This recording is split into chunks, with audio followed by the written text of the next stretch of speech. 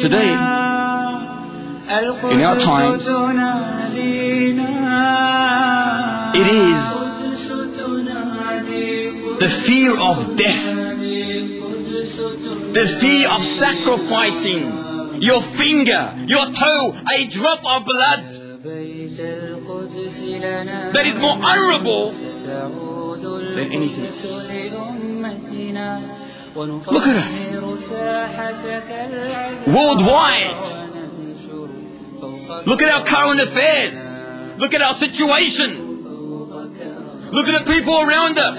We are the most humiliated nation on the face of this earth. With no doubt.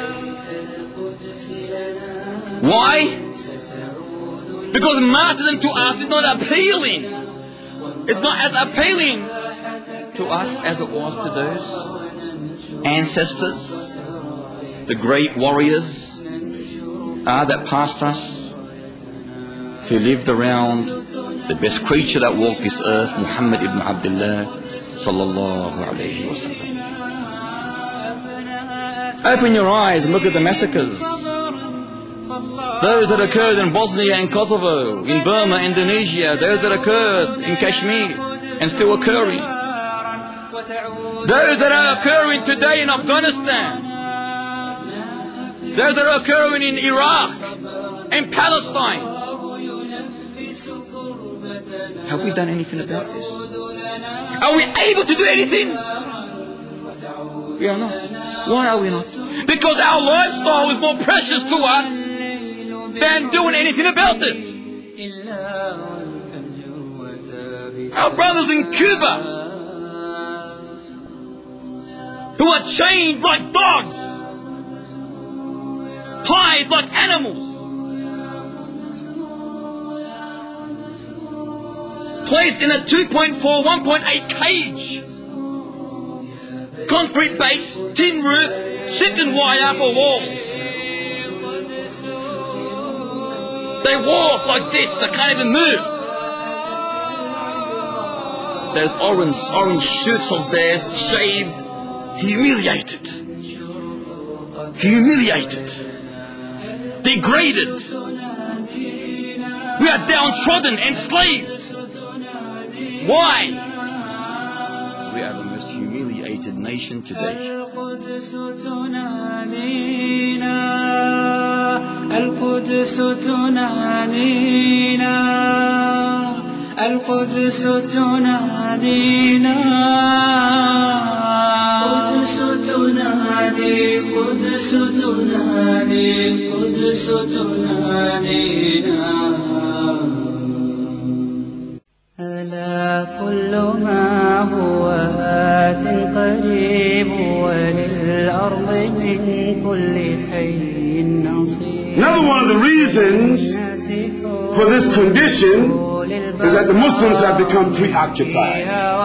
So the Prophet ﷺ said, a time will come when the nations of the world will invite themselves towards you, like a group of people that are hungry will invite themselves to a plate of food when it is placed in their midst. The companions of the Prophet ﷺ were surprised, and they asked him, will this because at that time we will be in the minority? There will only be a few of us? This is how they were thinking. He said, no, بل أنتم كثير. No, you will be at that time in the majority. You will be a great number. Are we a great number? Yes, we are. We hear the Muslims talking about, we hear the statistics, 1.4 billion Muslims, 1.4 billion wet matches. Nothing you can do with them except recycle them and produce more matches that you can strike over again when they're dry. Then the Prophet ﷺ, he went on to tell them why this condition would exist. He said, your enemies will have no respect and no fear of you. Is this the case today? Has not the United Nations, headed by the United States, has not the United Nations, it's a Freudian slip, has not the United Nations, headed by the United States, have not they invited the nations to form a coalition, a world coalition, a new world order to do what? To select from the Muslims whichever they like a buffet. And they talk to each other like that. What you like today? Palestine, Afghanistan, Kashmir, Somalia, Shishan, Pakistan, Afghanistan. What you like? The question what they always have for each other, what do they have? Why do we need it? What can we do with them?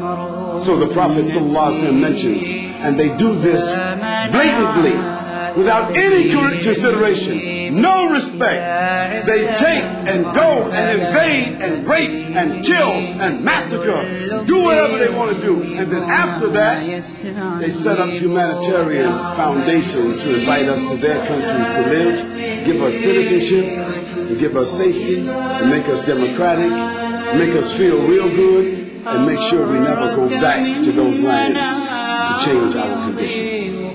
So the Prophet ﷺ, he went on. He said, your enemies will have no respect and no fear of you.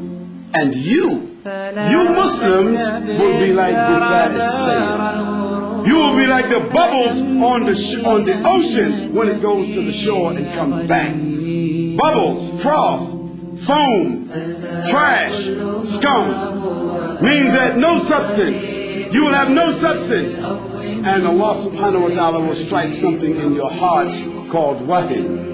These were Arabs. They didn't know what is meant by wahid. They asked him, Ya Rasulullah, what is that? He said to them, Hubb ad-dunya wa karahiyatul maut. Hubb ad-dunya means preoccupation, attachment, inordinate, attachment, preoccupation, involvement, being submerged in the dunya. Karahiyatul maut means hating death, but it means more than that. It means not wanting even to be wounded, not even wanting to be disturbed, not even wanting to be bothered. If it's going to lead to something like injury and maybe death, that means they have given up the idea of jihad. Preoccupation. وللناس حب لطول البقاء فيها وللموت فيهم دبيب وللدهر شد على أهله فبين مشرك ونكر مصيب وكم من أناس رأيناهم فانوا فلم يبق منهم غريب وصاروا إلى حفرة تحتوي ويسلم فيها الحبيب أو المرأة تعجبه نفسه فأعجب والأمر عندي عجيب وما هو إلا على